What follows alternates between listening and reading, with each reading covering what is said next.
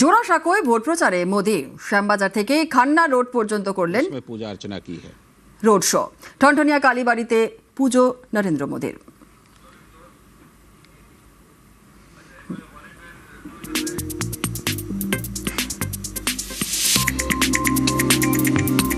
ঠনঠনিয়া কালীবাড়িতে পুজো নরেন্দ্র মোদির। জোড়াসাঁকোয় ভোট প্রচারে মোদি শ্যামবাজার থেকে খান্না রোড পর্যন্ত করলেন রোড শো এবং তারপরই ঠনঠনিয়া কালীবাড়িতে পুজো নরেন্দ্র মোদির।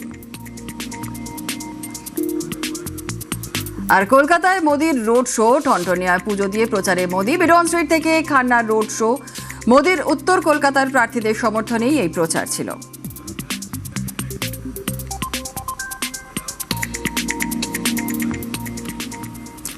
শনিবার রাতে কালবৈশাখী ঝড়ে লণ্ডভণ্ড গোয়ালপুকুরের একাধিক জায়গা। আলিপুরদুয়ারের টানা বৃষ্টিতে সিসামারা নদীতে ভাঙনের আতঙ্ক। কি যে বাঁচবো কি মরবো, কোথায় যাব, কি হবে না হবে, মানে কোনো নাই, এরকম অবস্থা। আমি নিজে আমার ঘরের চালটা ধরে আমি নিজে ঝুলেছিলাম, ঘরটার উড়ে গেছে আর গাছগুলো ভেঙে ভেঙে ঘরের উপরে পড়ে গেছে, টিন ফিন গুলো ভেঙে গেছে।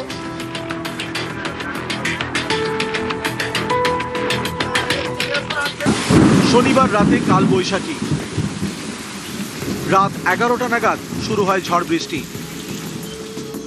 ঘণ্টাখানেকের ঝড়ে তছনছ একের পর এক বাড়ি।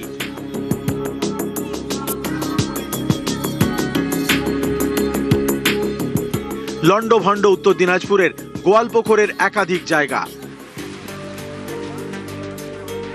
গোয়ালপুকুরের 14টি পঞ্চায়েত এলাকায় ক্ষতি হয়েছে। কোথাও উড়ে গেছে বাড়ির টিনের চাল, কোথাও বাড়ির চালে পড়েছে গাছ।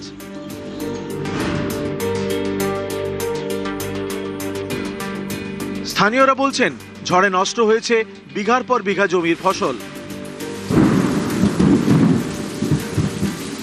কি যে বাঁচবো কি মরবো, কোথায় যাব, কি হবে না হবে, মানে কোনো নাই, এরকম অবস্থা।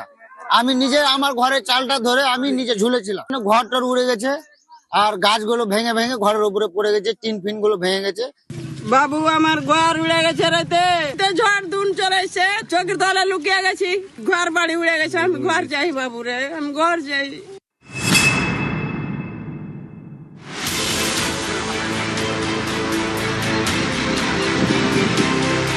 আলিপুরদুয়ারের শালকুমার এই এলাকার পাশ দিয়ে বয়ে গেছে সিসামারা নদী।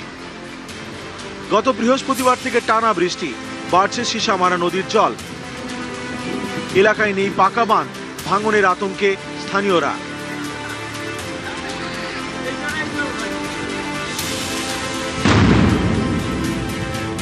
এলাকার লোক উদ্বিগ্ন, চিন্তিত আছে, কখন কি হয়ে যায়, কখন বন্যা ঢুকে।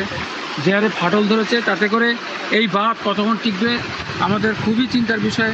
ভাঙতেই শুরু করতে না, নদীটা অতি সত্তরের দিকে ঢুকে যাবে। আগামী 5-6 দিন দক্ষিণবঙ্গে ঝড় বৃষ্টির সম্ভাবনা, হতে পারে শিলাবৃষ্টিও। টানা বৃষ্টিতে কমবে গরম। 26 তারিখ থেকে বৃষ্টিপাতের সম্ভাবনা বাড়ছে দক্ষিণবঙ্গ উত্তরবঙ্গ দু জায়গাতে। দক্ষিণবঙ্গের জন্য আজকের দিনটা প্রভাব বেশি থাকার সম্ভাবনা রয়েছে মেনলি বীরভূম, মুর্শিদাবাদ, পূর্ব পশ্চিম বর্ধমান, নদিয়া, উত্তর 24 পরগনা, হুগলি।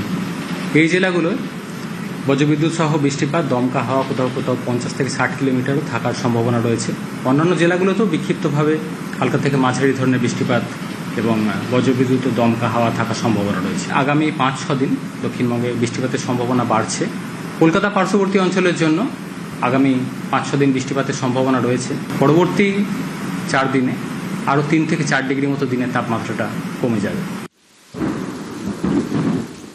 উত্তরবঙ্গের জন্য মালদা, উত্তর দক্ষিণ দিনাজপুর, দার্জিলিং এই সাইডটায় বজ্রবিদ্যুৎ সহ বৃষ্টিপাত এবং দমকা হাওয়া সহ থাকার সম্ভাবনা থাকছে। ভারী বৃষ্টির সম্ভাবনা রয়েছে বিশেষ করে জলপাইগুড়ি, আলিপুরদুয়ার, কোচবিহার এই জেলাগুলো। আগামী 4-5 দিনে ধীরে ধীরে 3 থেকে 4 ডিগ্রি মতো কমবে। নিউজ 18 বাংলা।